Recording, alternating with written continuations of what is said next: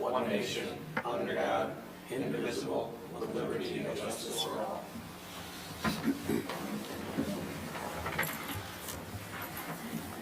Okay, the clerk call the roll.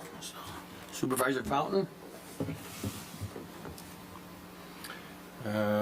He's having some difficulties logging on, I believe. I'll come back to him. Clerk Chofu here, Treasurer Horning, Here. Trustee Lubeski, Here. Trustee O'Connell, Attending remotely from Heartland Township. Trustee McMullen, absent, Trustee Petrucci. Here. Is Supervisor Fountain on yet? No. Okay, we'll just watch for him to join. Yeah. Can I make a motion to have the clerk run the meeting? Please. Is there a second? Second. All in favor? Okay, motion by Horning, second by Brett? Lubeski. Any discussion? All those in favor? Aye. Aye. Opposed? Motion passes. Call to the public? Anyone? It's your last chance to speak to the world. We'll move on then to the approval of the, approval of the agenda. I'll move. Second. Motion by Trustee Petrucci, second by Treasurer Horning. Any discussion? All those in favor? Aye. Opposed? Motion passes. Approval of the consent agenda, So moved. Second. moved by Treasurer Horning, seconded by Trustee Lubeski. Any discussion? All those in favor? Aye. Aye. Motion passes. We have 4 items today on the pending and new business. The first is the Kraus Columbarium in the Village Cemetery. Brian Kraus, if you want to come forward. I brought my readers just in case I actually have to read something. Ow, I do want to read something right away, but I think I can see it. So Benjamin Franklin famously said, in this world, nothing can be said to be certain except death and taxes. So I'm going to talk about death.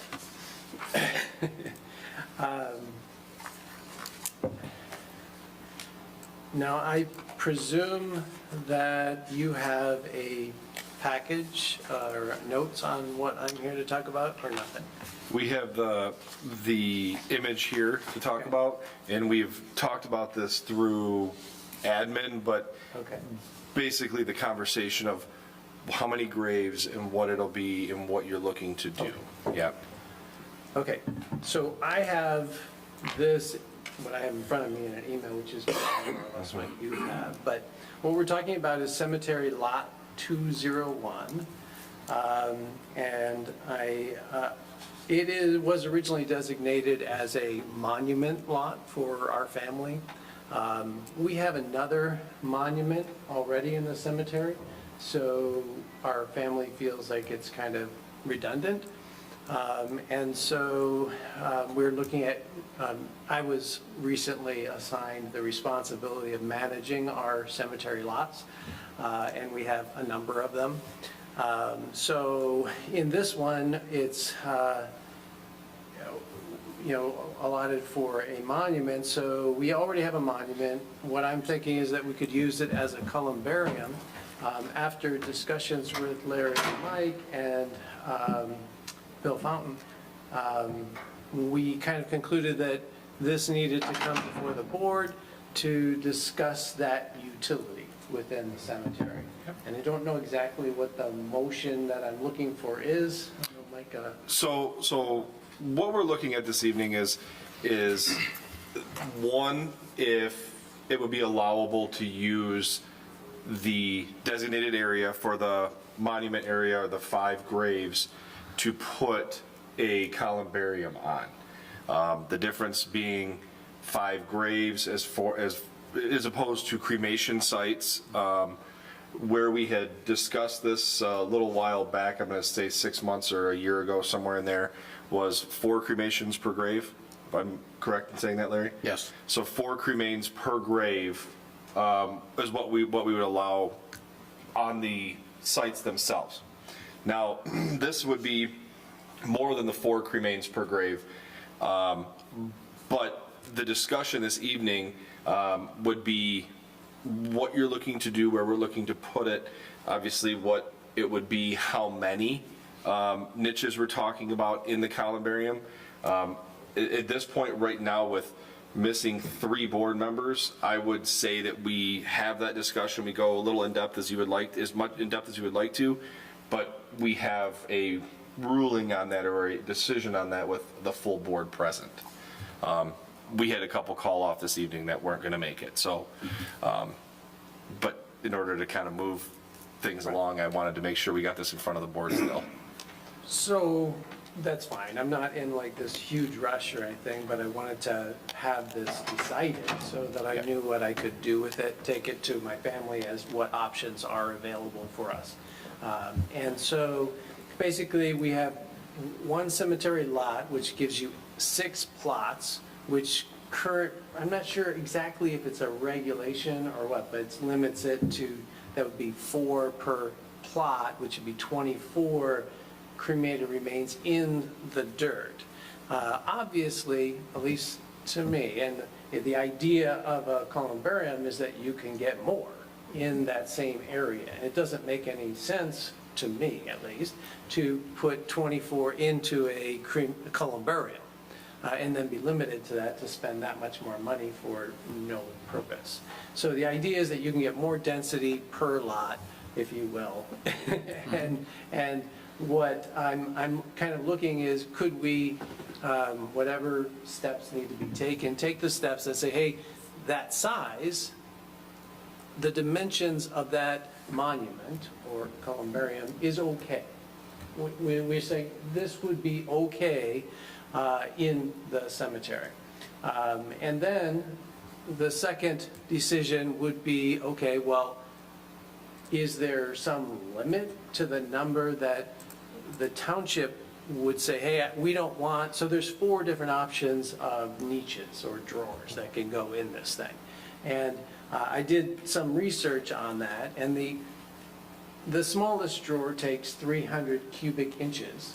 The average human is 200 cubic inches once cremated, okay? So even the smallest one would hold a full remain. And so we kind of debated that in our... No urn or anything. They're going in a bag, even. They're going in a bag, not an urn, in the smaller niches for sure, right? So if you get in the bigger ones, now you can get fancier in what you put in the drawer or niche.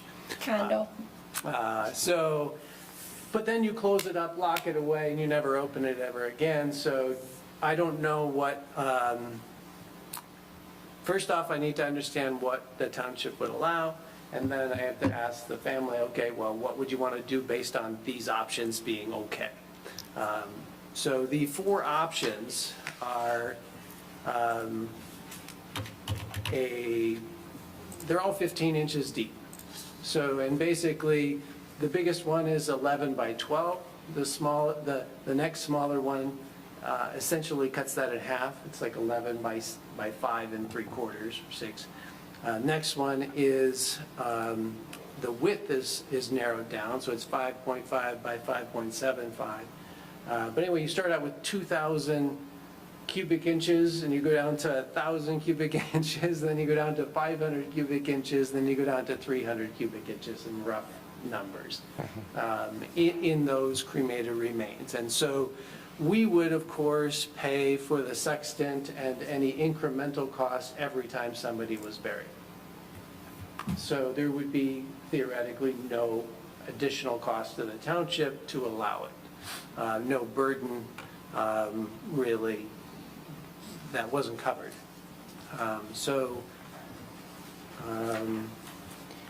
This,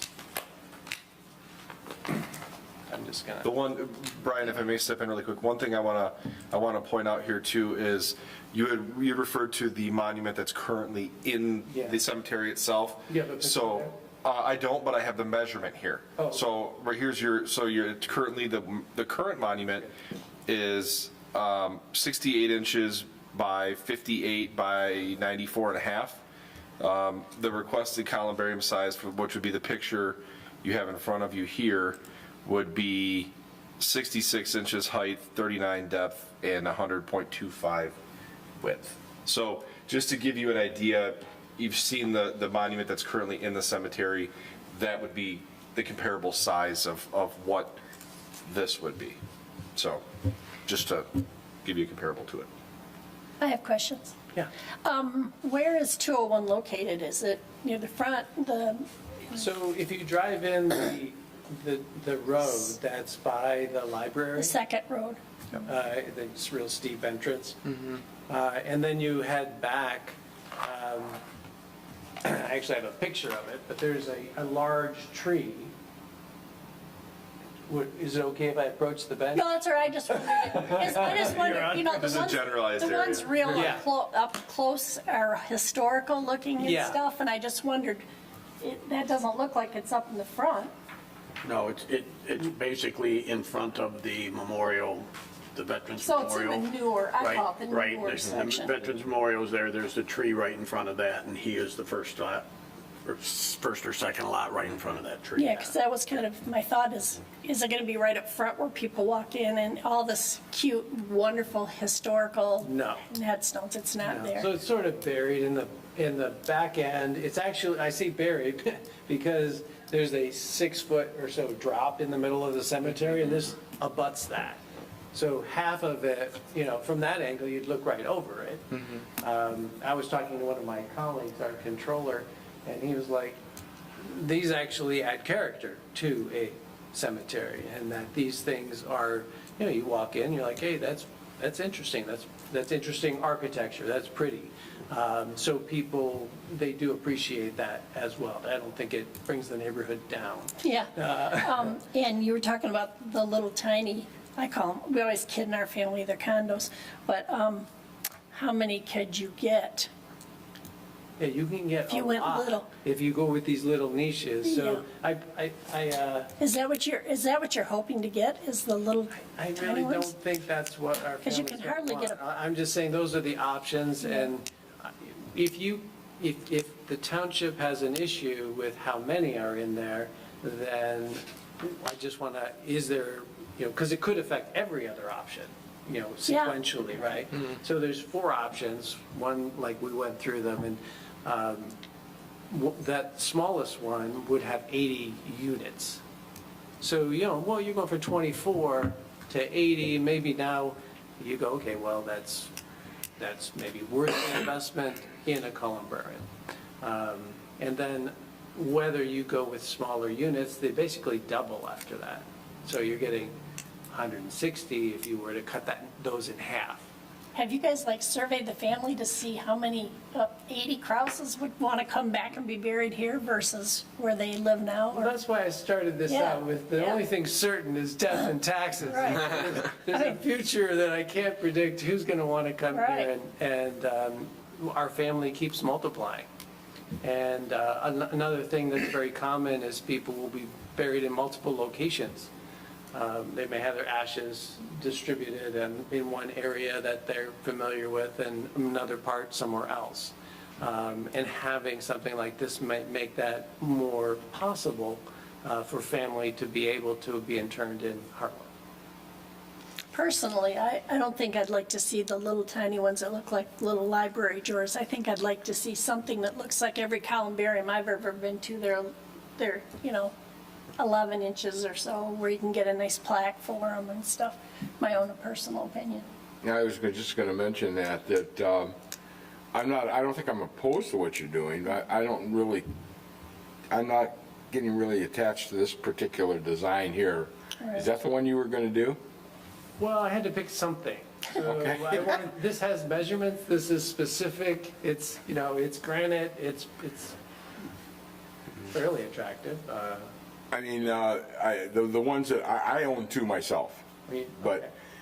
the ones that I own are probably, I want to say, at least as tall as two of those, Yeah, and probably 2/3 in width, so that husband and wife can go into one together. Now, I don't know if many husbands and wives want to go together, but that's the way it's set up. And you can actually put three in there, and that's at Holy Sepulchre Cemetery. It's a big cemetery in Southfield. Yeah. I think that I would be more inclined to really, I have two problems. I think it's too busy this way, and I think that to put names on that, you're not even going to see that. I mean, they're going to be so small, because those are little cubes. I've never seen it that small me before. either. And I think I could probably go with black, but I like white myself. I mean, that's going to really stick out. Well, there's multiple colors to choose from with this, this specific option. So there were like 3 or 4 on that website that you can pick, whether it's the marble color, it's still, yeah. Mike's gonna click on it. You can see there are 5 different options and colors. Yeah. Is that height about 5 feet, roughly? 66 inches. Yeah, so a little bit more than.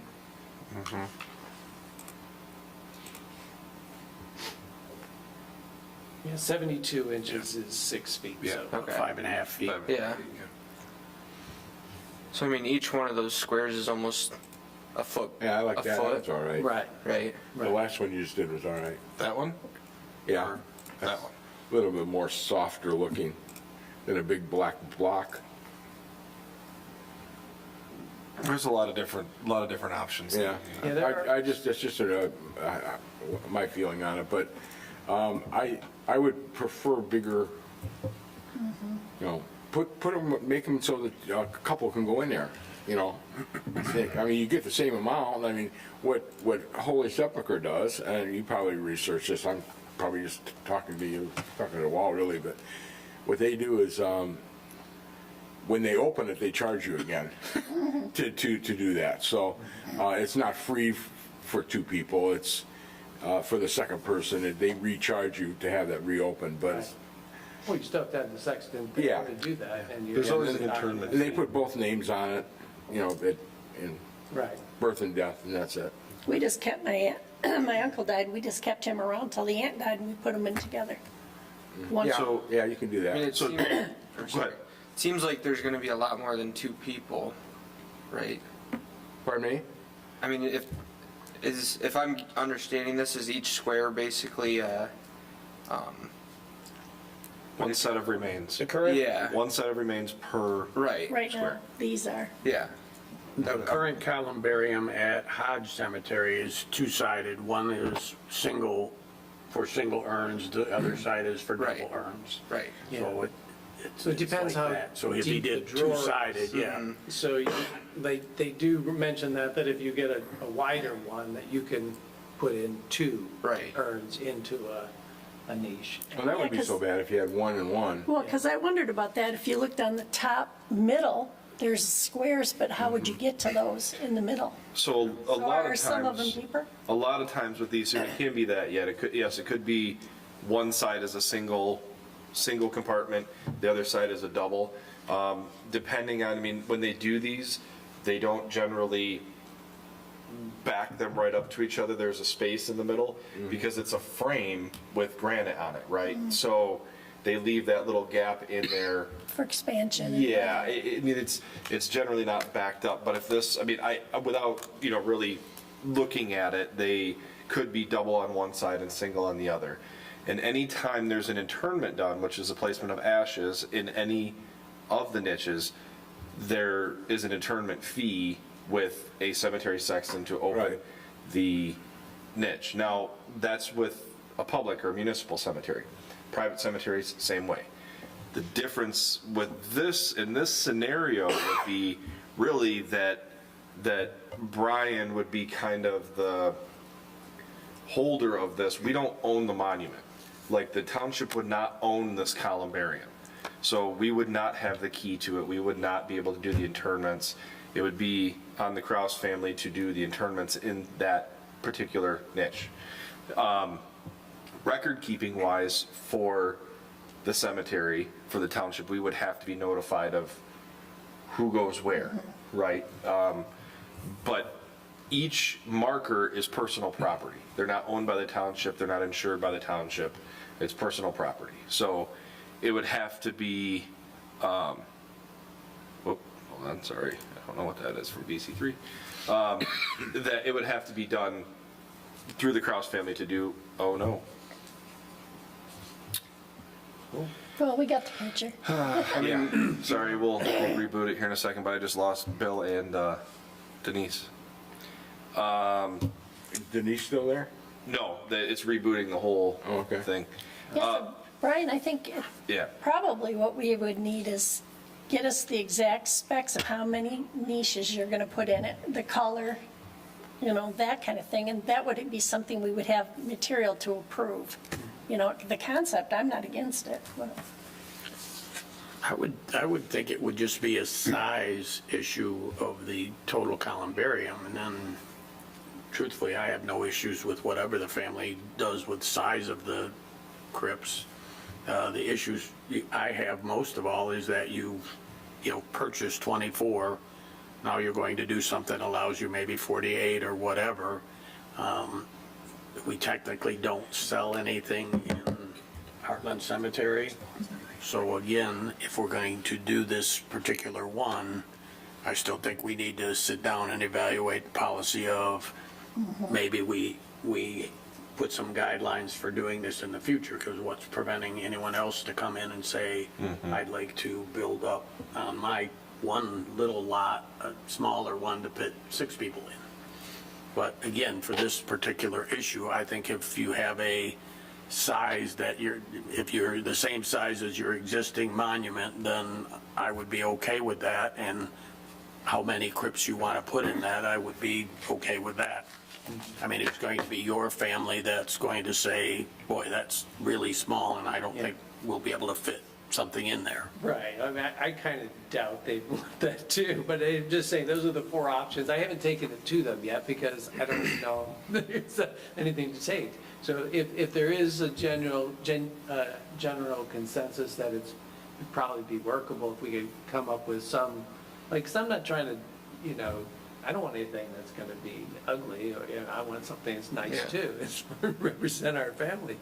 I personally understand, what you're saying, just my opinion. I think I agree with everyone else saying we need to kind of see the numbers of, I know you are asking for a guideline of sorts, but I understand, what your intentions are with it. And obviously you don't want it to look bad, so you guys would make a decision to where it obviously looks good. So I don't see anything wrong.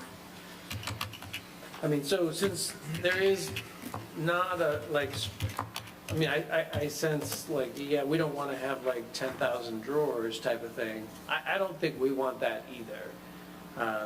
If we narrowed it down to one of the 2 bigger ones, would that be okay?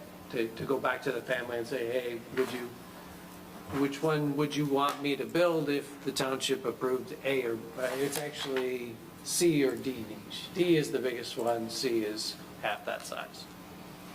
It's basically the same width, but cut in half. What's the dimensions of C? Do you have it there, Brian? I'm sorry, what was your question? What's the dimensions of C? Yeah, so the dimensions of C are 11 inches wide, 15 inches deep, and then 5 3/4 high versus 11 by 12 for D.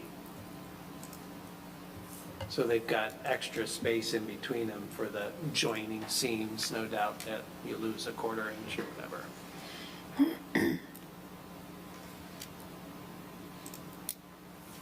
So so if I could get that kind of direction from you, that would be great, and then we can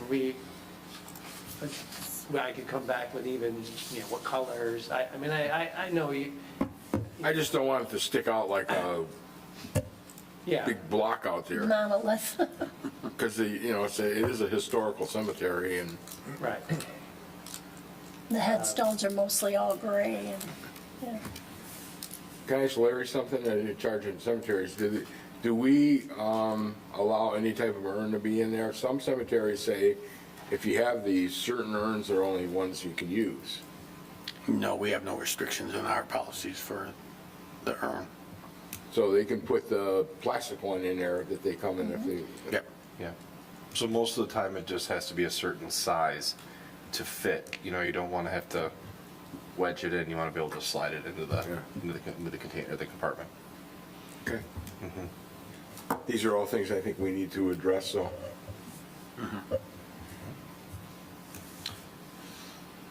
So I would say at this point, I think we have it, a general idea to move forward. Like I said, I mean, I would prefer to have the whole board here to make an actual judgment on it, but enough feedback as of now, and I'll stay in contact with you. We'll get a general. Yeah. So you're gonna go back to your family now that you have a consensus? and- So, yeah, nobody's like against it right now, right? Like, we're not, I don't hear that. Okay, so I will go back and say, let's try to pick out the colors and the size and say, what would we want to do specifically then? And see what they say. And my guess is it's the two bigger ones anyway. I don't think anybody wants to go in a cubicle that size or whatever. I was going I to can't say, imagine being there forever. I think one of the factors that would play in is how many niches are you going to have, right? Whether if it's going to be the small or the larger sizes with 80 or 40 or whatever it would be, right? Right. So, I don't think I'm opposed to have one side one way and one side the other way. That would give you a little more. I didn't see that as an option on their website, so I think I have to choose one or the other. I'll let you know though, I'll go research it and then we'll get on for the next meeting or whatever then. Yeah. You ready? yep. All right. Yeah. Thank you, appreciate your Absolutely. time. Thanks, Brian. I appreciate Thank you, it. Brian. Thanks, Brian. Do you need a motion to table it, or did we put discussion on it? There was no motion. No, there's There no was motion on the just a table talk, for it, so. discussion. I never got to approach the branch. Okay, Denise, Bill, can you guys hear us now? Thanks, guys.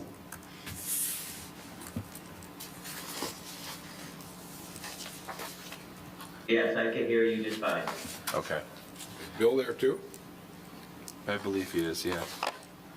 Yep. Yep, Bill's there. Yeah, I can hear. Okay. The next item is 7B, the Heartland Deerfield Fire Authority budget presentation. Adam Carroll's going to join us. And Everybody this evening? Good. Thank you for coming, Adam. We appreciate it. Yep. I'm actually not completely sure what you have in your packet, so I think our primary focus, I suppose, is the 25-26 operating budget proposal. Look at the size a little bigger here. We've gone through the Fire Authority Board. This got sent to both townships as the with draft approval for consideration by the townships. The substance of the adjustments are really kind of at the top. However, the conversation on this really starts, at least in my opinion, if you don't mind, at the bottom on page 3. If you have that budget proposal in front of you. So the Fire Authority budget is divided based on usage every year, and that's on a 3-year rolling average. So what we're looking at the bottom of this is charting hours of emergency operations in each township. So we do not count incidents that were mutual aid outside of Heartland or Deerfield Township, and we do not count incidents that were in the contract area of Tyrone Township. It is literally just incidents in each township proper, and total hours, personnel hours, basically, on the ground, responding to those incidents. So you see the percents drop off, and the big change this year was Deerfield had a particularly lower year, probably the lowest I believe that they've had. But in addition to that, it dropped one of the highest on that 3-year rolling average. So that was kind of the double shift, I suppose. So if you look at the far right side of that, you can see the current fiscal year, 24-25, that's that 76.9 and 23.1. And by the time we move up into what the 25-26 is, because of the usage adjustments in that formula, it moves to 79.7 and 20.3. So that's honestly a big chunk of the story on why that shift is in there. If we go back to the top, I'm sure that the number that caught your eye was the 9.7. That is true for Heartland Township, but for the Fire Authority overall, it's actually a 6. The rest of that percent shift is because of that usage shift that we saw at the bottom of the chart. What also catches my eye is the total usage numbers are low. I mean, they're like, Heartland is 200, are those calls the 3695.2? Those are hours. Oh, those are hours? Yep. Okay, which relates to calls, right? Yes, very true. Yeah, yes, I'm sorry. They're both You're- so yeah. much, I mean, like 400 for Deerfield and 500 for us. So- Yeah, it was a substantial drop off on theirs, and yeah. And you can see from 23 to 24, actually Heartland's dropped off a little also, right? I mean, That's went what I'm saying. Yeah. Right, Yeah, that's a good 23 point. was just, 23 was extremely high, more than in, It was. the rest of them fell in line. Yeah, a couple of storms, and honestly we did more structural firefighting in 2023. 2024, for whatever reason, was our vehicle accident year. We ran a ton of car accidents in 2024. A little bit less on the fire side and a few of the other things. So it was a busy year, but not in, Firefighting. right. And that's the one that racks up hours really fast, right? Because it's going to be anywhere from 12 to 20 people that are out there for 4, 6, 8 hours, as opposed to, 3 to 8 people for an hour, or whatever it might be. So, yeah. I do know that this is the way we've always done this. But there seems to be, to me, an issue of the less hours spent in Deerfield, the more of the fixed costs that Heartland has to pick up. Because the way I understand this working is that you take the gross income less all the little items that you collect on your own, and then the difference between that and the expenses is the stuff we allocate to the two entities. So in this particular case, there are, and I just quick and dirty did some $300,000 what I thought were fixed costs, that the less hours you spend in Deerfield, the more I have to pay of those fixed costs. And my thought process was there a way to do this to back out the fixed costs so that you're only allocating out the variable cost, and then the fixed costs are split on an actual percentage. If you used, we get 2/3, they get 1/3 because they've got one fire department and we've got two, that type thing. I'm not saying that's the answer, Right. but I'm just saying it seems like we're paying a lot more. We're paying a 9% more just for the 3% increase. And it just doesn't seem fair to me. Okay. So the original formula actually included, it was a complex formula we got out of Michigan State, well, it wasn't complex, out of Michigan State University. It was a weighted formula that took into consideration population, call volume, and SEV. If I recall correctly, I'm almost positive it was SEV. I don't think it was TV. Either way, one of the values, either taxable or equalized, I don't remember which. value.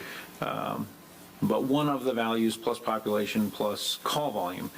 And we actually ran that for the first, at least 5 years of the authority, I would say. I have to go back and look to be certain. What it got to the point was using those three factors, if we did the math on the formula and weighted as it was, and came up with the percent split, or we took any combination of two, or just one of the three, we were within 2 percentage points of each other. Does that make sense? So what we found was we're going through a lot of work figuring out this formula when it really doesn't have much of an impact on the final number at the end of it anyway.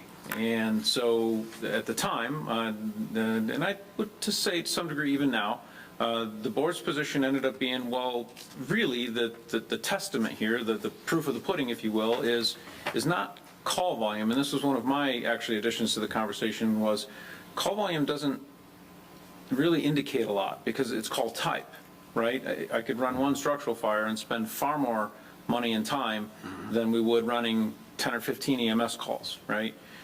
So really it's about hours. And so that got, the board at the time shifted the strategy to this concept of let's just measure raw usage. And so that's kind of what we've been doing since then. Dividing up the hard costs, I don't know. I could look around and see if there's a model or some examples of that being done somewhere else. We'd really have to get, well, not into the weeds, but certainly into some details to try to figure out how would we dissect that, right? It could be doable. We could take a run at it. There may be some examples. I'd be interested to look around and see what I could find. But Okay.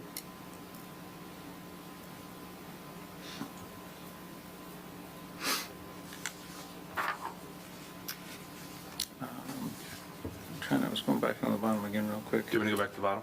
No, I was the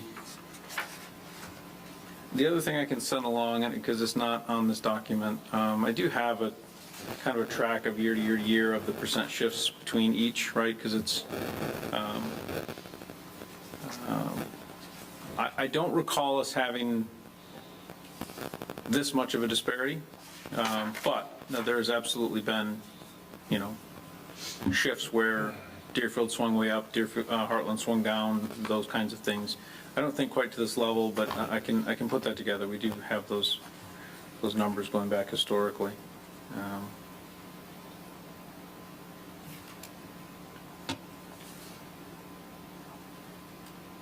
Outside of that, the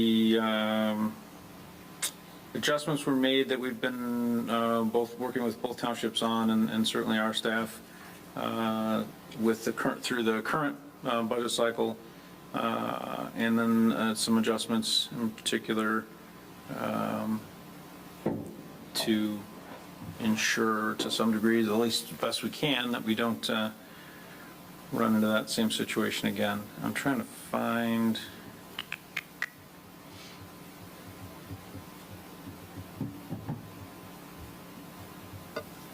Yeah.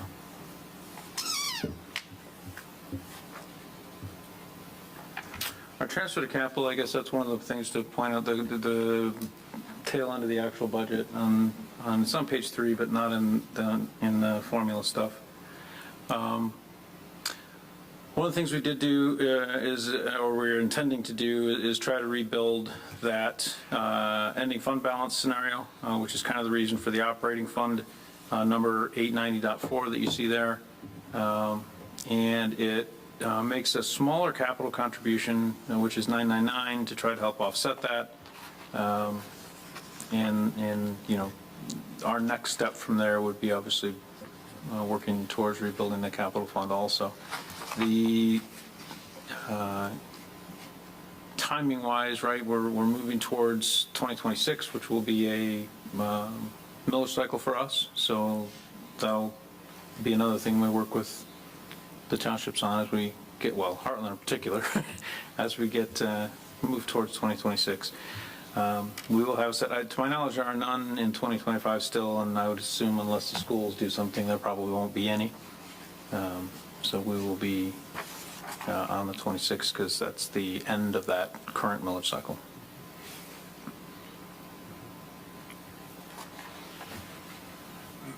I guess unless there are particular things we wanted to cover, I can certainly take questions or whatever the board would like.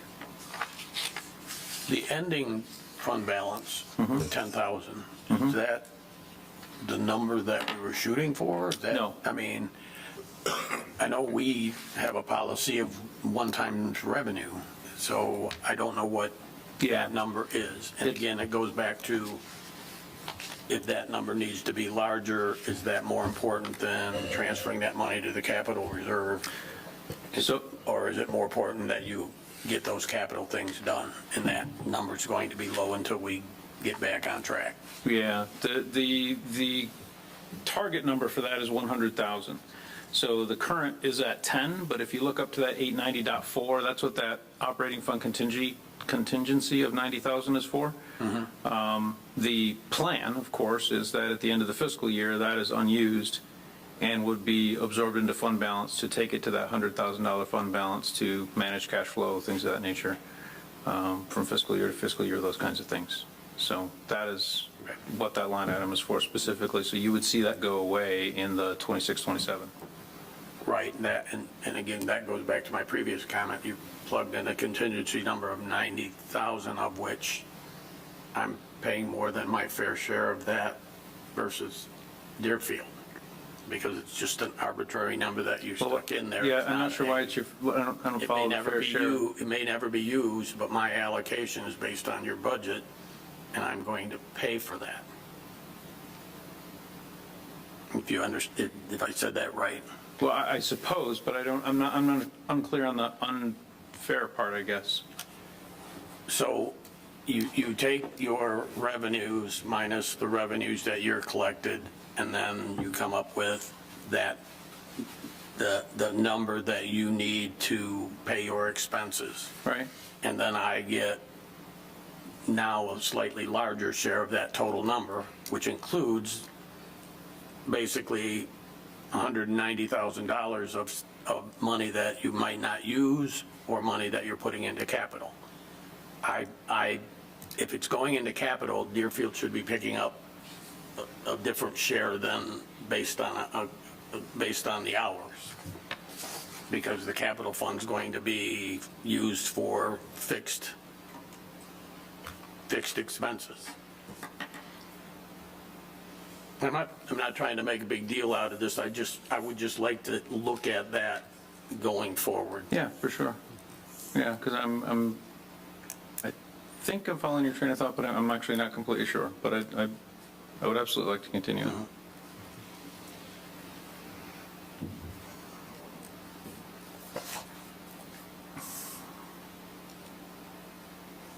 Anyone else have any questions?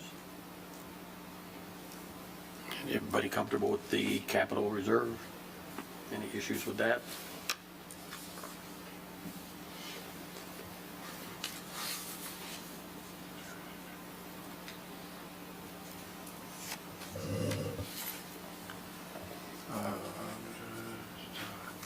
You're I have referring one to, question on the, if I can find the right piece of paper. when you're referring to the capital reserve, Larry, you're referring to the ending fund balance? On the,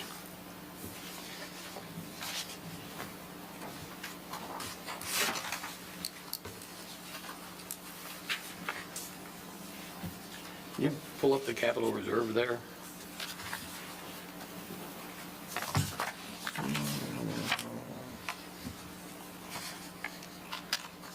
There, that back one. This one. This one here? Yeah. This is the one where it doesn't show the payment for the money that you collected for the radios. That type of thing. Correct. Okay, so, and looking at the other one, I think it's more there, but this one seems to, you've got $440,000 in your capital reserve as of right now. Yeah, this document is a P&L, though, not the budget, right? So what you were looking at was the 25-26 budget, which assumes that that is closed by the end of the fiscal year, which it should be. In fact, it should be closed by the end of the month. Right. But yes, correct, that's exactly what that number is. But, and again, in looking at the way you do budgeting, when we do our budget, correct me if I'm wrong, we do we would have the April through December actual, and then we would have a projected column that would really show us where we think we're going to be for the end of this fiscal year before we go into our budget process. So from this particular form, I couldn't see that. I just happened to know, based on past discussions and the way you explained it in previous meetings what the difference was, that really wasn't 440,000 that you were sitting on. But if you had a projected column in there, you would have had that expense in there. Understand? Yeah, that's a good idea. We could add that very easily. So I mean, I appreciate the actuals, but I'd like to see one more step to do that projected, just to see where you think you're going to be before we set your budget for the next year. So, Right. but, okay, now I'm done.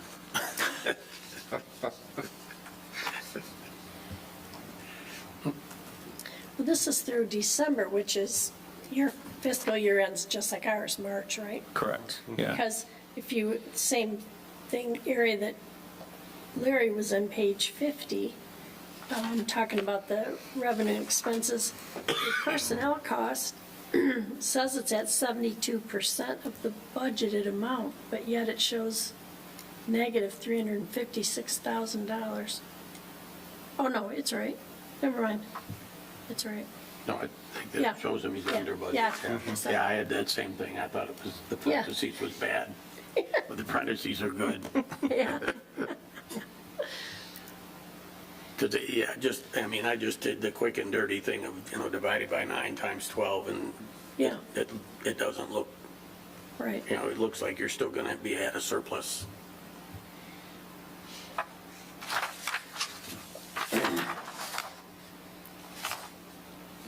So I'll go ahead and move to approve the proposed Heartland Deerfield Fire Authority fiscal year 25-26 budget as presented. Support. Motion by Treasurer Horning, second by Trustee Petrucci. Any discussion? All those in favor? Aye. Aye. Opposed? Motion passes. Thank you. Sorry, Thank you. I was making some notes on what we talked about, so I can make sure I do that. Thank you. Thank you, Adam. Yep, thank you very much. Our next item is the 7C Heartland Township fiscal year 25-26 capital improvement plans. Direct that to Manager Lutz. Thank you, sir. What you all have in front of you this evening is, as I've mentioned, we are going to run through the CIP or capital improvement plans for general fund, the road millage, fire authority, and the water system. Yeah, as in the past, I will run through these and hit some highlights. Any questions you all have, please feel free to ask. Stop me if you need to ask the question. So I'm going to start in general fund, which is our 401 fund. As you can see, we had the discussion, I'm going to start right off in pathways. We have sidewalk gaps, which last year we had a certain amount budgeted, I believe it was 100,000, and we had 50,000 this year. We already had the discussion a few different times about rejoining SEMCOG and applying for TAP grants. Now, right now, the 250,000 we have in here is along with the combination of, I want to say around 600 to 700,000 of funding from TAP grants, which puts us close to that $800,000, $900,000 worth of sidewalk work. Now, in saying that, as I've alluded to in the past, that when you do these types of grants, it's not necessarily going out and throwing sidewalk down. You have to have design, you have to have CE, it's in MDOT right-of-ways and areas and things, so there's a lot more that goes into it rather than we're just gonna go out and kind of put a pathway here. So this 250,000 is kind of combining the last 2 years and adding some to it to finish at this point where we're looking is the entire south side of M59 from essentially McDonald's, the entrance going into McDonald's, all the way to Cundy. If possible, depending on how the Yeah. grant works out. Depending on, what we get with the grant. But knowing the way the grant funding works is we have to pay basically design, construction, engineering, and applications through the state, the rest of the project, so the actual concrete and the physical labor is done through a grant. So That is your pathways there, why we've combined them like that. We put 250,000 in next year, or the 26-27 proposed. Right now, as deciding if we decide to, or looking at if we decide to go with that grant process again for a TAP grant to work on the north side of M59. I think there's going to be some more challenges there with a little bit of wetland that's on the north side, but nonetheless, at this point, kind of a placeholder, an idea for you all to look at what we can put into this to get sidewalk done along our or through our community. Moving down to Township Hall and Grounds, $9,500. We talk about this every year. Township Hall HVAC unit, this is a placeholder. All of our HVAC units on the roof, I believe there's 6. All of them are essentially past their useful life at this point, but knock on wood, they're still running strong. So we put it in as a placeholder. This really is, if one goes, the cost of the unit's about $9,500. If one goes, we can replace it. If they all go at the same time, we kind of have to replace them anyway. So the moving down to Township Hall Interior Boardroom, that we shifted that from Township Hall Interior lobby renovations and boardroom renovations to looking at, we had a discussion about board chairs out here being replaced. So some of these are pretty old and starting to fall apart. So looking at that, making it a little bit different for the residents that attend meetings. We move into parks, Settlers Park pathway seal coating. We do that every 2 to 3 years. We've got a beautiful path out there in the parkway. We like to keep it put together and not cracking or falling apart. So seal coating, crack sealing, all of those kind of maintenance items along that. Controlled burns for the Phragmites education. We did do the controlled burn last year down by, or 2 years ago, was it Susan, 2 years ago, I think? At least 2 years ago. Down by Springer Field. And we still are passionate about doing that and moving with Phragmites education. This would be another year to fall into doing some kind of a controlled burn on the other side or in one of these areas here in Settlers Park. Heritage Park sign renovation. Some of these moved from last year into this year. We had a lot of projects that we completed in the last fiscal year, so some of these just didn't get done, so we're moving them into the next fiscal year. This was the discussion of revamping the sign out there in some way to be able to add sponsorship to it for events or for the different recreational partners and things like that. Springer facility upgrades. Last year we had that, we've had discussions about this numerous times as well. That was a storage facility slash pavilion out at Springer Field that originally we had budgeted $375,000 for, and our engineering estimates came in to build what we had originally looked at, around $500,000. I don't anticipate that we need a building of that magnitude out there.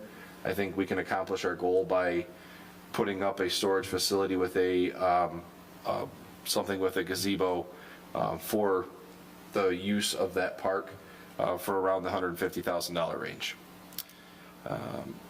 The Veterans Memorial at Settlers, what you see right here is what we have spent right now and what we have left. We're anticipating that number to be what we spend basically up until around the April or end of March timeframe, and then the majority of that being spent into the next fiscal year, so just moving that into the next year.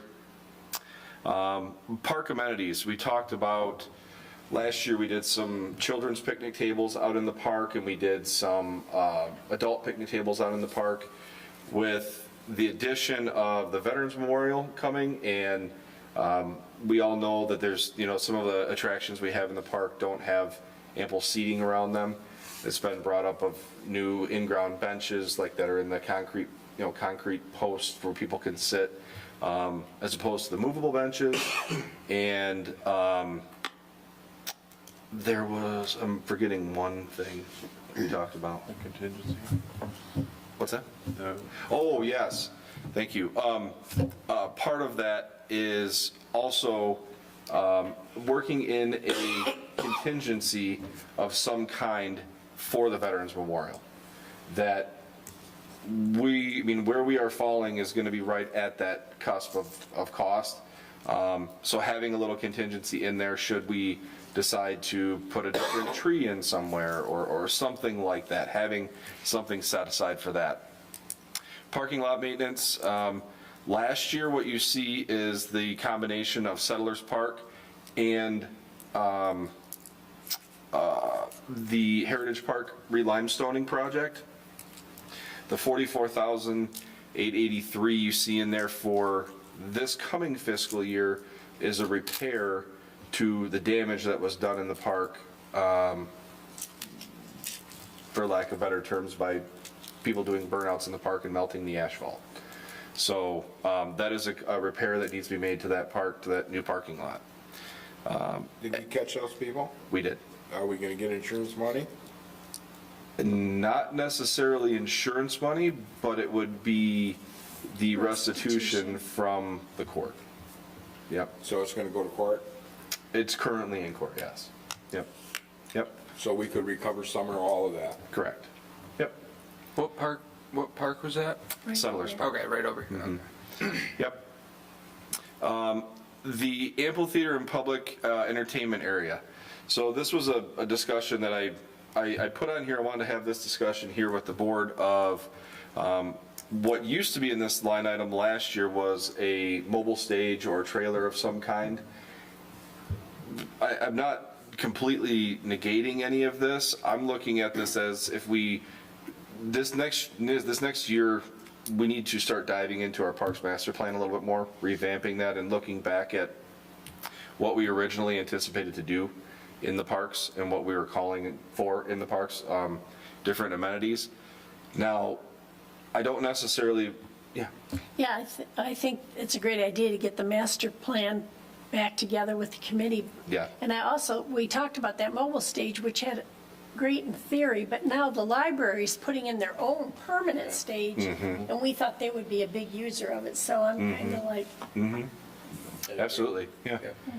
And so what I did with this is we had 200,000 in for that. What I did is I took the 50 and put it into, I'm gonna call it design and revamping of that master plan for this coming fiscal year, knowing whatever we decide to do and look at would be a year or two out. That's why you see the dollars moved into the 26, 27 line. So miscellaneous projects, obviously contingencies, that holds itself true for all of this. As we continue to do projects, having contingencies in play is part of it. Now, the next portion you see here is the M59 median improvements. So we've been working with Grissom Metz and Sue Grissom on design and conceptual ideas for this. What I did with this is essentially the money that we had budgeted last year. We spent very, very little. Sue is working on these designs for us, putting them together, working with MDOT, working with Scott and myself. And what we're looking at here is taking basically what we had in last fiscal year and what we would have in this coming fiscal year and combining them. We'll get a little more bang for our buck. We had them already budgeted out and forecasted out for the next 3 years. So taking those and putting them together for that redesign of the on-ramp and off-ramp of 23 in the island areas that subsequently follow the exit and entrance of 23. I think we need to really discuss that one because I'm having a real problem myself with replacing these plants all the time. The salt's killing these plants, and we get plants that are supposed to be okay with salt or better. They still die, and we're going to end up, mark my words, sooner or later, there's going to be a board that comes and says enough of this. We're spending $200,000 on plants that die every 2 years. we're gonna end up doing the same thing Brighton did and how many other communities, and they're gonna put cement in there, make it look like, blocks. And that's what it's gonna end up, because nothing will live in there, because there's no easement or anything for that salt water to get on, it goes right into the plants from the curb. So I think that to spend another $250,000 there, I don't know, we need to talk about that. I think though that Bill Fountain's, he's big into this, and Sue, I think their idea was they were discussing more of the on and off ramp islands where it's not getting salt, it's not getting the traffic of splashing the salt, and the embankment that goes up, taking out some of that scrub stuff and putting in nice stuff, and that won't get injured by salt either. I know that was part of this money. Yeah, Yeah, this part I think will be Yeah. a good improvement. I mean, I really like the plants, I think they're really nice in the summer, but the Put in weather the stuff kills that it. lives, like the Salt on black-eyed. road kills it. Yeah. And, Something we and need to talk about. I do understand where you're going. It looks like a large number when you're talking just for what you have here of M59 median improvements, which is why I have discussion next to it, because that's exactly what I want to have with this, right? Again, this presentation of the CIP, this can be tweaked until we do our final budget, right? But this was taking, like I said, last year's and this coming year's and combining them into what we were looking to accomplish. And you're correct, Kathy, in saying that a lot of it is the small triangular islands and then the embankments coming off of 23 heading southbound to 59 or coming north on 23 and getting off onto 59. But don't we need to get MDOT approval? Did we get MDOT approval to do it? She did. We're In process? Yeah, we're at the point where we have basically gone through the submittals with MDOT where they have said, yeah, this all seems to be very viable and something we can do. There's a meeting this Thursday with MDOT to kind of go over the actual conceptual plan of it. MDOT will make tweaks and tunes to it. We have the approval list from MDOT saying you have to meet these certain criteria, and Sue has had that for some time now to tweak her design to meet their criteria of what it will be. So we're getting close. I don't want to say we have full approval to do it, but we're getting closer. You never do with MDOT. Yeah, so, and then the last thing on here is a tractor with implements and trailer. The discussion for this would be, as our parks grow, as we grow in maintenance, as we grow with parking lots, pathways, cemeteries, but all of our, like I said, the parks, cemeteries, all of these, every time we have to have brush hogging done, we have to contract it out. Every time we have to have any grading done, any additional material added, any of that, we have a material trailer that we purchased last year to be able to haul off stone, material, leaves, brush.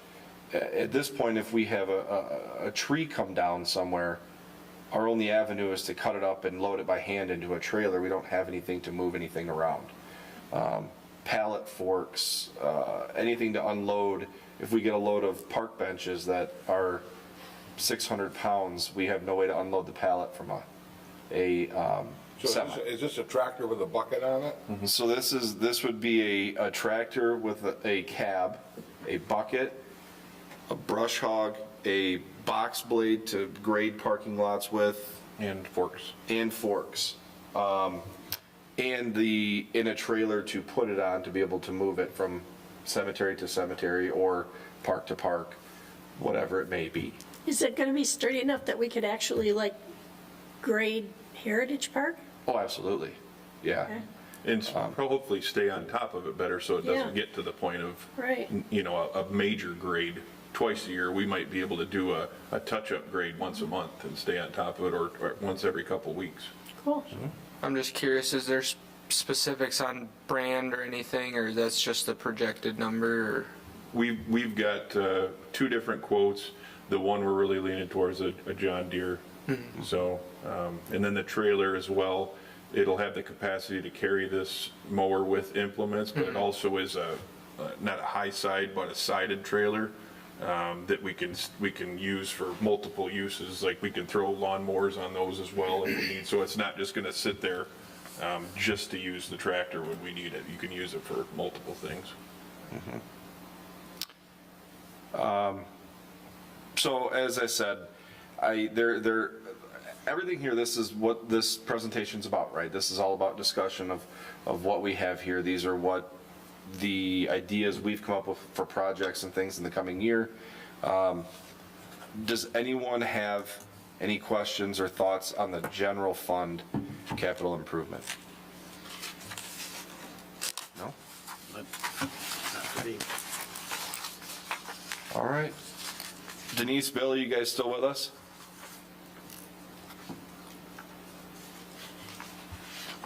I am, yes. Okay.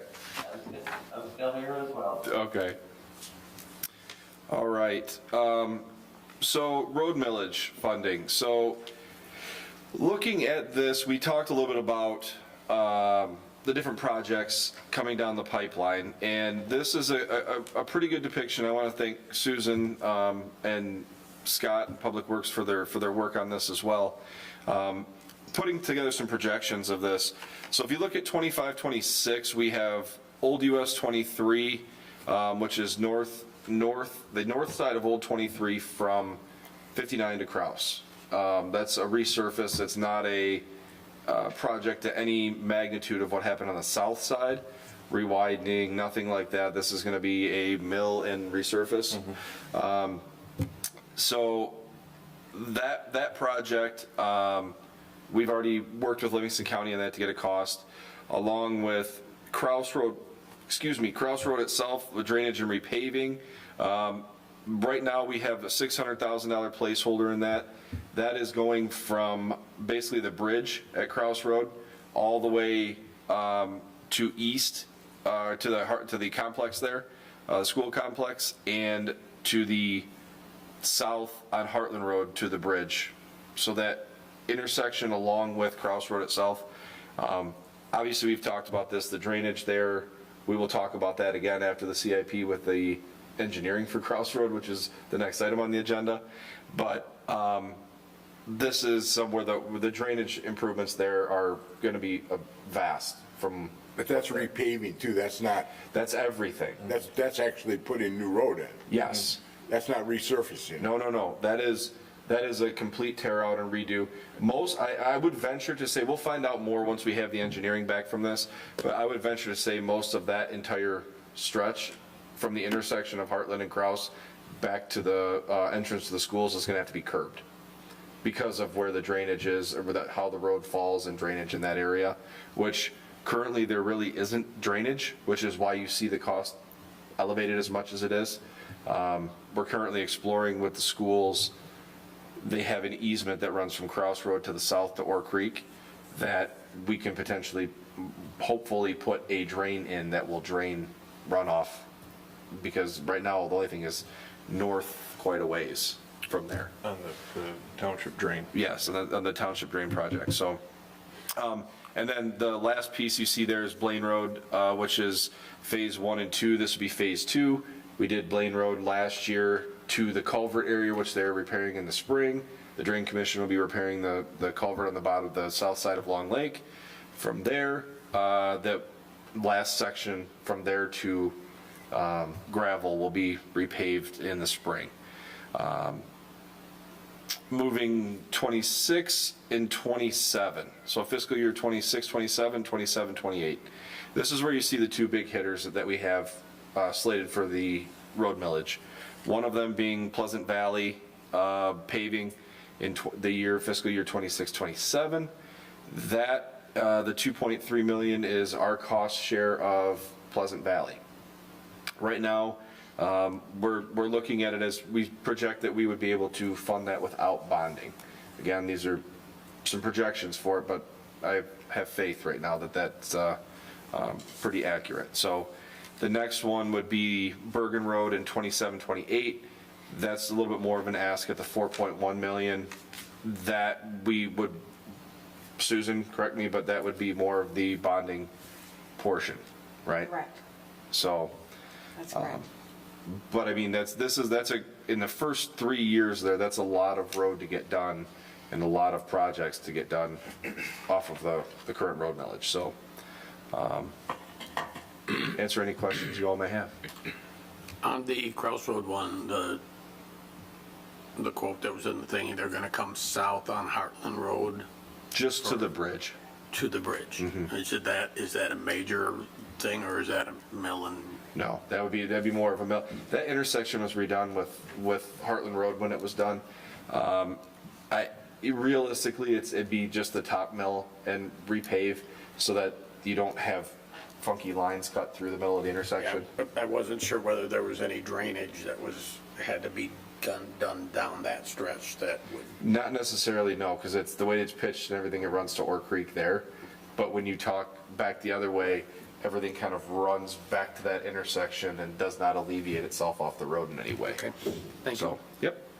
How do you determine which roads, we have a, 3-year millage, right? 10. 10. 10-year millage, yeah. How do you determine which roads are gonna be done first and which ones are gonna be done second, third? So, Road Commission. well, yes, partially the road commission. Part of it is our comprehensive plan, what's called out from, in the comprehensive plan originally of what roads should be paved.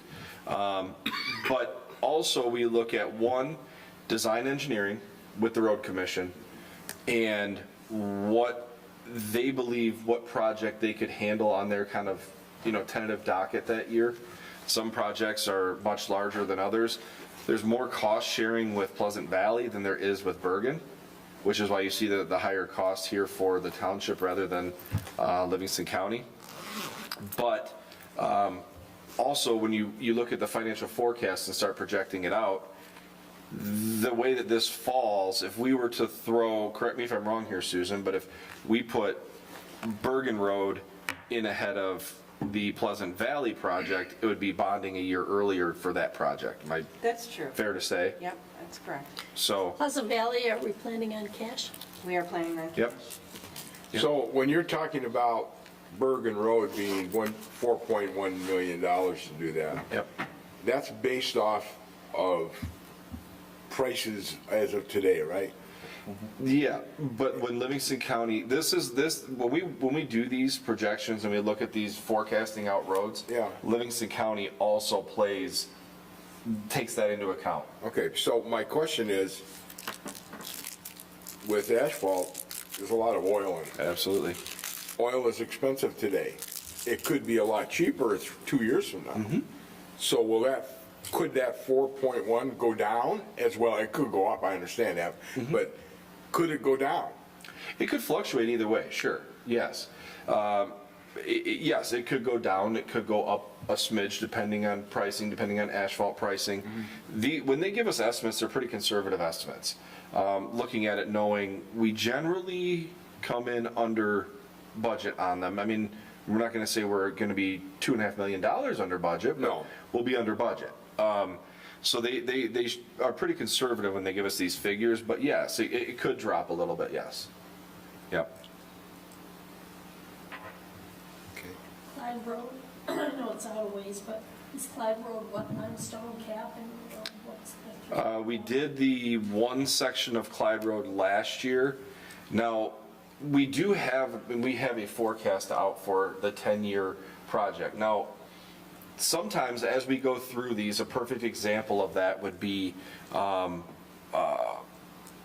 Road. That, was one that we knew needed to be done. We had the funding to do it because our other projects came in less expensive, so we could add that to the docket. So as far as limestoning Clyde Road, I'd have to look back at the I entire. just wondered what the 300,000 was put in there for. Which one? Where are we at? Road. Oh, 27, that would be the next section from Spicer's east. Yep, because we did it from Fenton east or that west, whatever that little section last year. Right. Yeah. Yep. Yep. Any other questions on roads? Okay, Fire Authority CIP. So, after meeting and having discussions with Adam and Susan, we went through these 61 drain repair in fiscal year 25, 26. These are, it's the drain, this is something we've looked at for a couple of years. It's right behind the exit to the training room where it's historically wet. When you walk out of that back, right by the rock wall there, the retaining wall. Draining that some way to, I'm gonna say to the southeast a little bit to get that around the side of the building. 62 interior light replacement. This was one that we had in previously. They wanted to paint in there prior, which they did. Now putting the light replacements back in. Radiant heater replacement. They have 3 different radiant heaters in the station. And this is kind of a placeholder as our HVAC unit is for they're past their useful life. We'll need some kind of repair at some time or replacement. The tornado siren. We've talked about this a little bit with the cameras that we have with the Livingston County Sheriff's Department. We're still exploring moving a tornado siren from Pleasant Valley over in front of Heritage Park. We think it would better suit the residents there along with the park, notifying people in the park at that time. And we have costs on that. We have $20,000 in there, or historically have as a placeholder for that. Parking lot 62, parking lot rehabilitation. We did the apron outside of the garage doors this year. The asphalt was sunk and beat up pretty bad. We did the replacement of that pad out to the catch basin. Now, in meeting with the fire department, the entrance to 62, the curbing is cracking and falling apart along with a dip in the front of the drive there where water holds and is deteriorating the asphalt there. So they're looking for that replacement there. Interior 62 remodel. This is something that's still kind of ongoing. They just haven't gotten that completely done yet. There was $40,000 in last year for that. We just took it and split it in half and moved 20 into the next fiscal year. 61 HVAC unit replacement. They've had an inspection done recently and it's not working to standards where it should be. So they're looking to replace that. And then 62 HVAC replacement unit. That again, replacing furnace and AC on that building. And I will just remind all of you that with 62, there is a cost sharing with Livingston County in this. But either way, what we have here right now for that. Station 61 heat tape repair. This was kind of my, I'll tell you, this is my idea with 61. Since I have been here, the roof has been replaced and there's a flat area where they get a lot of ice damming. The last roofing company that we had out there to do something with this, their solution to us was to throw the ice melt pucks on the roof to get rid of the ice damming. We just spent a good amount of money on that roof.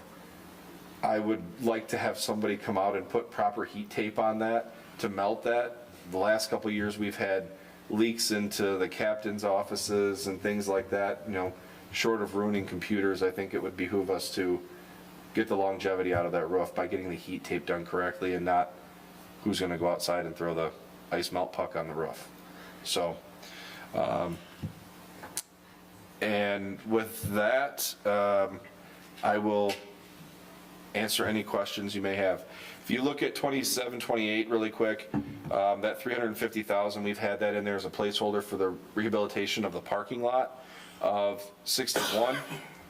Again, I don't know as we know exactly where we are with a station, with revamping that station, but to go in and redo the entire parking lot right now, and then having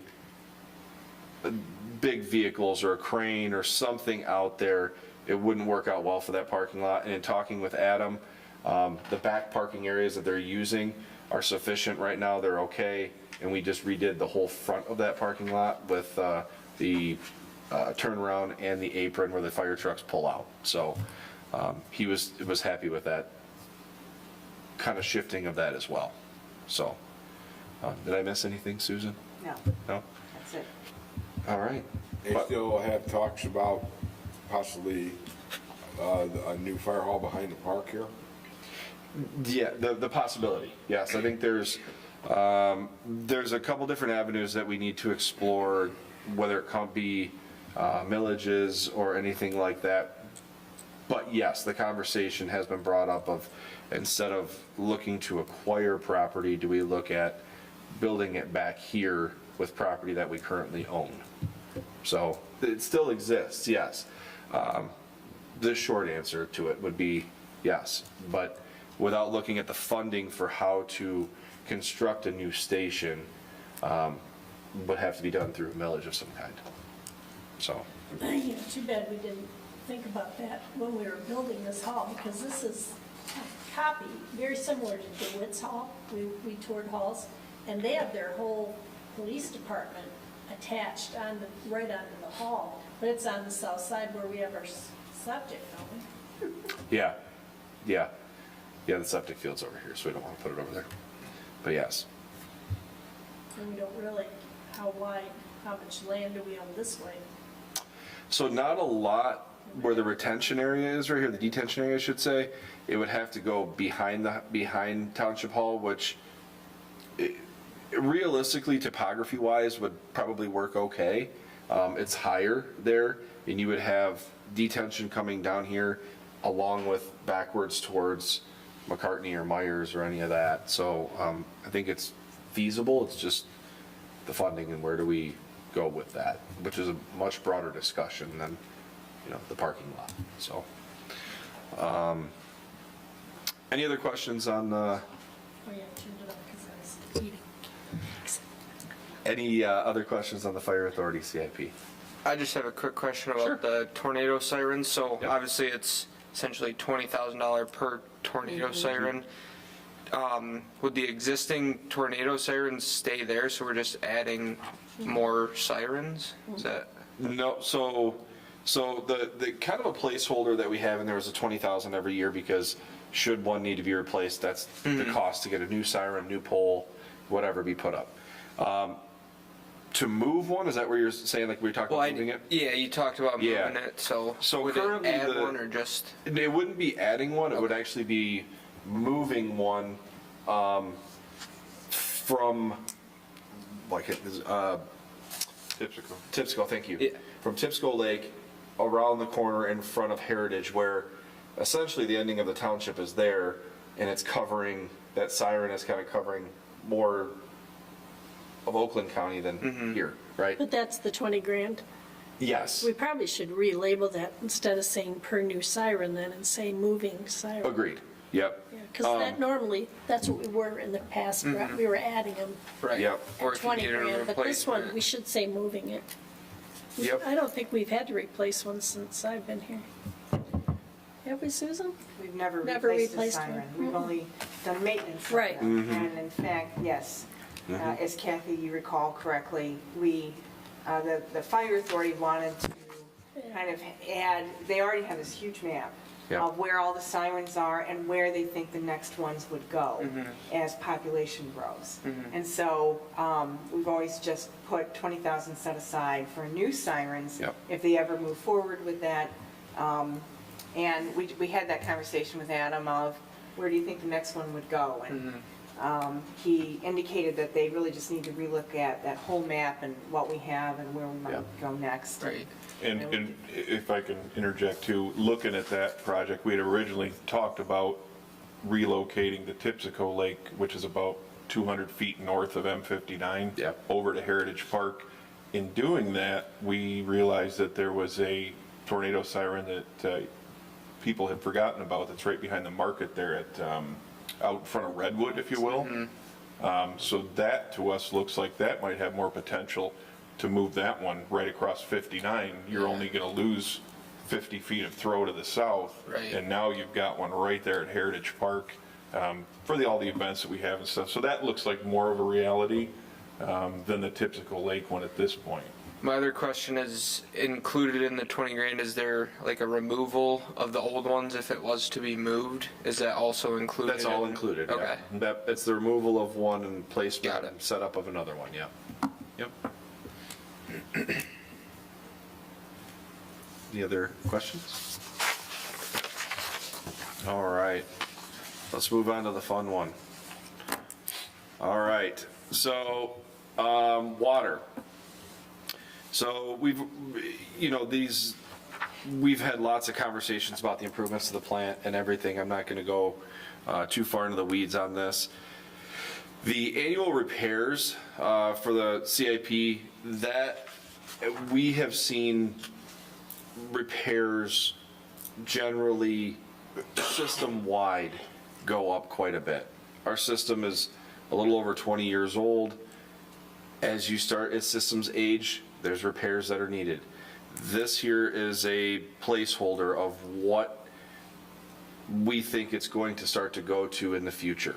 And again, this may even be light, but capital improvement wise, I mean, we had to replace a full well last year or this fiscal year, which is well above the $25,000 mark. But again, bumping that up a little bit. You'll look at water plant filter improvements with media. That is taking basically what we've been able to do thus far with engineering, with sampling of the filters themselves, all of that combined, and then taking the 1.32 million we had budgeted last year, moving the difference over from last year into this coming fiscal year, as we hope, pray that we're going to get our media replaced here in the next few months. New supply well construction, fiscal year 26 inspection. I put this in here. This is we've talked about, had the conversation a few different times about acquiring wells, whether it be Mill Point, the 2 wells they have there. If this is something that we look into and we are going to need in the future, if you remember a few years back, we looked at drilling a new supply well behind the water plant. We didn't hit enough water. So we did hit an aquifer, but not a big enough aquifer to supply a 12-inch well. So the 50,000 in this is an exploration of those Mill Point wells to see what kind of condition they're in, if it's even worth us exploring the possibility of acquiring that system and or wells. This is a number we've got from Brown Well Drilling, from our geologists and our engineers, all kind of putting their heads together to do an examination of these wells. So that's what that is. Flow meters for wells. Wells 1, 6, and 3 all have mag meters on them, flow meters. It's raw water that comes out of there. High iron content. These meters track and read the flow that comes from each well, which is subsequently has to be reported to Eagle. Those 3 meters that are on those wells do not function regularly. So they're in dire need of replacement, along with working with our current SCADA system. They need to, they're in dire need of replacement to the point where one of the 3 meters right now is sporadically working. So something we do have to address. Storage building upgrades. This is the building at the water plant. That is the, as it says, storage. We have mowers in there, we have trailers in there, we have all of our equipment. Currently, that building is a concrete pad in a metal barn. When it's 5 degrees outside, it's 4 degrees in there. So staff being able to go out and get a water part, you start a truck, start a mower. If they're out doing snow removal of any kind, and pull it into the barn, when they go back out in the morning, it's still froze. There's still snow on the truck. So this is insulating the ceiling and getting heat into that building to where it's climate controlled enough that with all the equipment that we have in there, it stays protected. That building big enough? I mean, you got a new tractor possibly coming. For now, yeah. It'll Right. accommodate that tractor and trailer if we go. We have room for all that in there now. Yeah, I mean, if you remember a while back, we talked about, there was a talk of like storing the rescue boat and things in there for the fire department. We could, I mean, we could still make that happen. When we have to kind of, The veterans wanted to use it too. okay, I mean, we do have room in it, but right now, everything is kind of spaced out to where you can't move it because to put a battery tender on a mower or something that sits out there when it's, 5 degrees outside, doesn't do it a whole lot of good. Size-wise, we're okay. Yes. For storage right now, yes, yes. And then what you see there, the SCADA two-factor authentication, the SCADA upgrades. Two-factor authentication is the way that everything works now. I mean, when we remote in from a tablet, if I remote in from my tablet to my township desktop, I have an app that I have to have two-factor authentication to be able to do so. Having it on our water system is a must. It's, if you remember a few years ago, there was a gentleman who decided to hack into a water system in Florida and turn the chlorine way up and essentially try to poison people with it. So this is security measures to stop these kinds of things from happening that we need to put in place. Now, one thing I want to touch on and highlight as we've talked about improvements and things that are needed for this system. You look down at the bottom, 25, 26, end of year capital fund project balance. It's low. And that's a direct reflection of, we have a lot of development on the horizon, but we have not sold a bunch of REUs to, they're allocated for developments or for business, but as they come in and pay for them, that's where you see that number start to climb. So we had talked previously, I've talked with admin a little bit about the possibility of some of these upgrades that we may have to do to our water system. We may have to start looking at bonding for it.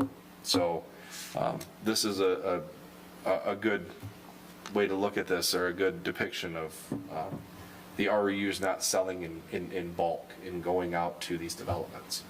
So, if that makes sense. But things like this median stuff are from current users, not future users. I mean, should rates be looked at? Absolutely, yeah, very good point. So, yes, rate study, Susan and I have already discussed this, that something we are going to be looking at here this coming year, this summer. Part of this is these filter improvements and things that we need to do. They improve water quality and improve, our capacity of what we can actually produce in a day, what we can treat in a day, and our water quality. Once these things happen, then yes, I mean, you're going to see a rate increase. It's not going to be an astronomical rate increase, but you're going to see some kind of rate increase, because as we incur costs to the water system, it has to be paid for. So, yep. Did I miss anything, Susan? Nope.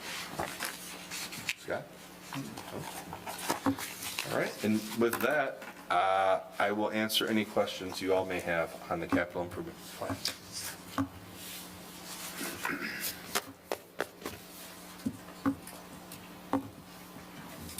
Anyone? No, just both of you guys let me know when you're doing, as water projects come, because I have a lot of that invested in CDs and things. Yep. And I'll cash them when I know you're going to use them, but I like to keep them Yeah. in as long as I can. Absolutely, that's why I say if you look this coming year, the biggest one is that 1.2. Right. I still think we might be a little bit under that for that project, but I don't want to hold my breath right now because we just want to get that median replaced, so. But I'd like to know when too. Yeah. Not, Yep, okay. yep, absolutely. All right. No questions? I'll turn it back over to Larry. Okay. With that, I think we're into board reports. Oh, we have one more. 7D. Oh, I'm sorry. I'm sorry, Scott. 7D, the 2025 Cross Road Reconstruction Design Project. I'll turn it over to Director Habel. Yeah, thanks, Larry. Mike pretty much touched on most of this, but this is concerning the Kraus Road project that he discussed with the road millage that we're slating to hopefully get approved for this coming summer. As Mike talked, just recap real quickly, we're eyeing the bridge to the East Street or the entrance to the school complex. This memorandum here is just to approve dollars for the actual design of this project. This is not to approve the project, but being the extensive design that's going to take to improve this road, it's a little bit different than just signing off to the county to go tear up 2 inches and lay down asphalt. This is going to involve storm work, topo, lots of different things that these engineers are basically going to have I mean, if you look through, there's an attachment to this. They talk about even 3D models to show how intricate this project's going to be. So like Mike talked about with the stormwater and things like that, that's going to be one of the largest target. They even talked about possibly needing to raise the road just a little bit. So I think, as Joe mentioned, this is not just going to be a tear up the asphalt and lay down. This is going to be a complete rebuild, probably curbing with focus on getting that stormwater off the road, which will make the road last a lot longer. Obviously, that's what's killing that road right now is the water that sits in the traffic it gets throughout the summer, so. And did I hear there's a possibility that would be a little wider for the school? They're looking at that. If they have enough right of way, they might be able to put in, I don't know the length, but some sort of a staging lane that might alleviate a little bit of traffic, as stacked up as it gets in the morning and afternoon. You know, obviously safety comes into a concern too if something needs to get down there quick. So they are exploring that and That's possibly put a shoulder on that, would be the south side of it there towards the school entrance. Yep. I wouldn't count on that No. yet, but it's a possibility. It's nice that people are talking about it. Yes. Sure. Yes, yep. And as you can see here, there's no budget amendment required for this project right now, or the approval of this. With the original approval last year of the capital improvements for the millage funding and road projects, we came in enough under budget that this would be covered in what we've already currently budgeted for this fiscal year. So, When would this project start? I mean, I would, They're planning on it during the off of school season. Yes. And I'm more concerned about when will it end, and that's subject to weather, but you want to get this thing done before school starts. Oh, Oh, absolutely. I mean, yeah. that area is very busy during school. yep. And the big thing with this project is it's a very short stretch. So when you're talking about running, storm line and things like that, you're not running miles of it, you're running a couple 100 feet. So coming in, it would demolish the entire road, put in all the underground that would need to be in, and then come through, grade, curb, pave. It will go quicker than we would think with that small stretch, but it's just a lot that's built into it. And I think they're motivated as well. If you've been over there, I've already seen Mistig flags up and down. I think they're already starting to kind of take it pretty seriously to try and shoot for that summer window, Joe, like you're talking about. And when I say spring, when you say when would it start, spring would be like out engineering and starting to figure out where it's going to be torn out and where things are going to go, so, yep. Any other questions on that? If no more discussion, I'll take a motion. I'll make the motion. Second. I'll move to approve the Livingston County Road Commission to proceed with the design with Tetra Tech Engineering for reconstruction of Cross Road at a cost not to exceed $69,663. Second. Motion by trustee Petrusi, seconded by trustee Lubeski. All those in favor? Aye. Opposed? Motion passes. Okay, now we're to the board reports. We'll start with Treasurer Rang. I'm happy to be back full-time, and I just really would like to commend both the people in my department for keeping up on everything, keeping me informed, and I came back to a desk that really, I didn't have a whole lot of catch-up to do, and I really want to thank them. Okay, thank you. Trustee Lubeski? No report. Trustee Petrusi? I just want to tell everybody out there that the website that shows the Veterans Memorial has been updated, and we had a meeting last week. The committee had a meeting last week, and we discussed to add more categories for donations, for individual donations as well as the corporate donations. That's been all done, and we're ready to go, so we're starting to accept donations as we speak today. And I know that a bunch of them will be coming in. So you go on there and follow the directions. And also one other thing, as far as the website is concerned, we are going to be updating that continually through the process of building it. And we want to bring other things into it so people have good knowledge of what's going on and the time frame and everything about it. So you can add whatever you need to add to it, Mike. I just wanted to mention that we're ready to go to collect those. Yeah. Buy the bricks. You can buy bricks for it. Doesn't necessarily have to be a Heartland resident. This is a veterans memorial, and if you have a loved one or uncle or father that lives outside of Heartland, you can buy a brick for them too. This is a veterans memorial for everyone, and we just want to make sure that people know that. We have a lot of bricks that can't be bought because families are gone. I mean, it's amazing how, when you do your research on this, how far back we go with veterans. We go back all the way to the Revolutionary War. There's 8 soldiers from Heartland that were in the Revolutionary War. But those families are long gone. So somebody's going to have to adopt those names to make sure they get put on a stone. So that's all I have to add. You can add whatever you want to it after. Okay, thank you. Trustee O'Connell, do you have anything? No report tonight. Okay. I don't believe Bill is on anymore? I don't think so. Okay. And then I just have a short report on Winterfest. It is Saturday, February 8th, from 1 o'clock to dusk with the fireworks at the end of it. There will be the sledding hill, there will be activities tent, obstacle course, the knocker ball, there'll be the concession stand, there will be some entertainment. We'll have a DJ for a short period of time and then some live performances. I really would just like to thank our major sponsors for once again allowing us to put this on.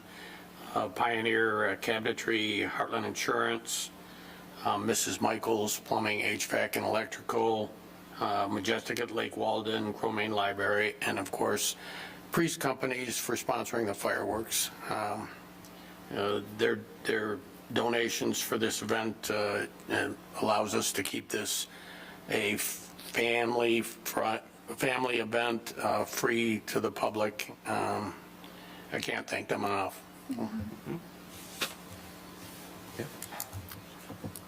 Did you order the snow? So far I have some. Are we gonna have ice skating this year? Is there gonna be ice skating there? I mean, We I don't keep know. watching the weather Okay. daily. It's 39, rain, Okay. cold, little Yeah, the snow. rain doesn't do any good for that. Okay. Yeah.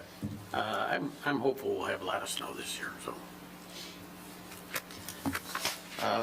With that, I think we will take a short break and go into the information discussion. All we have tonight is the manager's report. Break's over. Go ahead, Mike. Thank you, Larry. Break's over. So as I've said before, I only have a short hour and a half dissertation prepared here for you all. So